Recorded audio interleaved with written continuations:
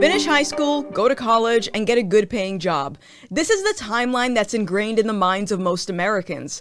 But for me personally, the thought of accumulating a ton of student debt was enough to keep me uninterested in furthering my education, considering I wanted to be an entertainer from a very young age. But in any case, I still viewed a college degree as extra credit, something that, while unnecessary for my line of work, was still an accomplishment for those that chose to pursue it. Lately, however, I've been noticing a trend within academia that's undermining the core mission of these institutions, namely to advance knowledge and educate students in science, technology, and other areas of scholarship that will best serve the nation and the world in the 21st century. At least that's the motto of the Massachusetts Institute of Technology, or better known as MIT. And that is what we'll be talking about today. This story centers on Dorian Abbott, an associate professor of geophysical sciences at the University of Chicago, who is scheduled to give a prestigious public science lecture at MIT on October 29th. The topic? Climate and the potential for life on other planets. Unfortunately, the lecture was canceled after a group of graduate students pressured MIT into replacing Abbott because of an op-ed that he wrote for Newsweek in which he argued that diversity, equity, and inclusion as it's currently implemented on campus violates the ethical and legal principle of equal treatment. He instead proposed an alternative framework called merit, fairness, and equality, whereby university applicants are treated as individuals and evaluated through a rigorous and unbiased process based on their merit and qualifications alone, which is a very reasonable and logical assessment. I want to be judged based on how well I do the work and not what I look like. This suggestion wasn't well received by his detractors. They claimed his views threatened the safety and belonging of all underrepresented groups within the department and demanded that the lecture be canceled. And it worked. On September 30th, the department chair at MIT told Abbott that they would be canceling his lecture in order to avoid controversy. Now, a big argument that I hear in favor of cancel culture is that institutions should have the right to decide who speaks at their schools in the same sense that business owners are free to choose who they do business with.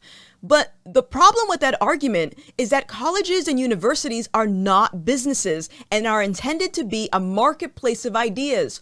All sorts of ideas. MIT's quick capitulation to the mob not only rewards people for bad behavior, but it also creates an ideological echo chamber and sets students up for failure by creating this expectation that certain ideas and beliefs can be wiped from society by simply throwing a tantrum instead of understanding that intellectual diversity is to be expected in life. Resistance to having one's beliefs challenged is narcissistic in itself because it suggests that you already know everything.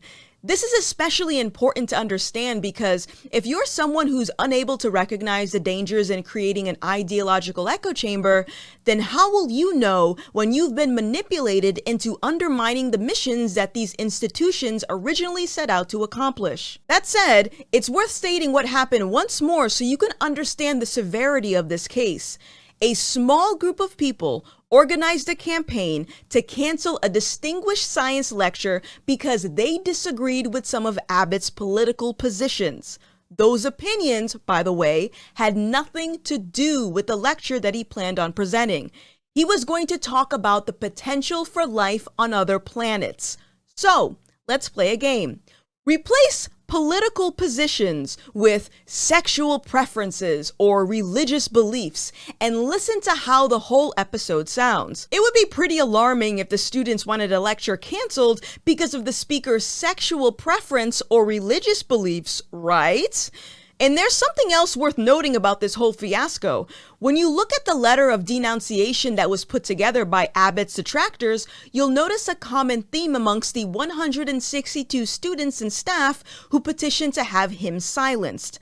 The act of announcing one's pronouns or being forced to use the correct pronouns as a form of respect is a belief that's primarily weaponized by the woke left. I say weaponized because the woke consensus, for example, is that if a man believes he's a woman, society is to be expected to refer to this individual by his preferred pronouns, regardless if it contradicts biology, common sense, or individual beliefs. And anyone who opposes this form form of respect will be labeled as a bigot, transphobic, and so on and so forth.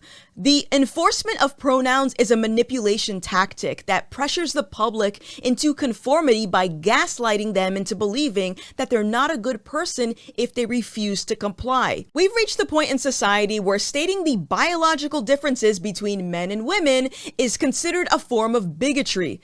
So I'm very concerned to see the same tactic applied to other woke beliefs, like the fact that I shouldn't be evaluated based on my qualifications because my identity as a black woman suggests that I have some sort of an intellectual or societal disadvantage. Not only is this racist, but this rhetoric already exists within many homes in Black America.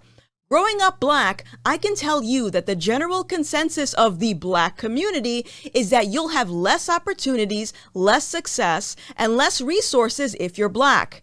And when you compare the outcomes to those that believe this rhetoric and those that don't, let's just say this puts a whole new perspective to institutional racism. Why bother trying if you know you're gonna fail anyway? My point being, MIT put the feelings of their students above truth.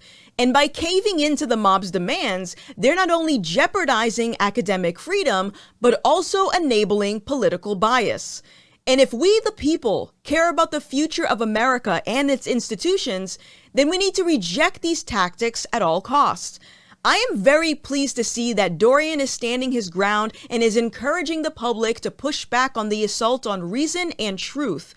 But I also understand that we have a long road ahead because cases like this are becoming more and more common by the day. So, how do we stop it? Students, it starts with you.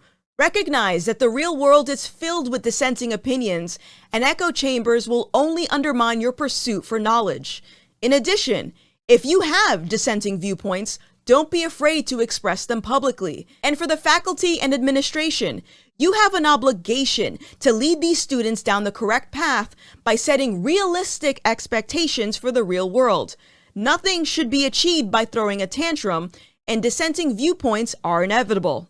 And please, stop caving into the feelings of your students, because while they're valid, feelings are not the same as truth. The good news is, Abbott's lecture has been rescheduled for October 21st at Princeton, and I encourage all students there to attend the event to show your support for free expression and intellectual diversity. But that's going to be it for this video, and I'm curious to know your thoughts. Let me know in the comments below, and also if you have a suggestion for a future topic, drop it in the comments.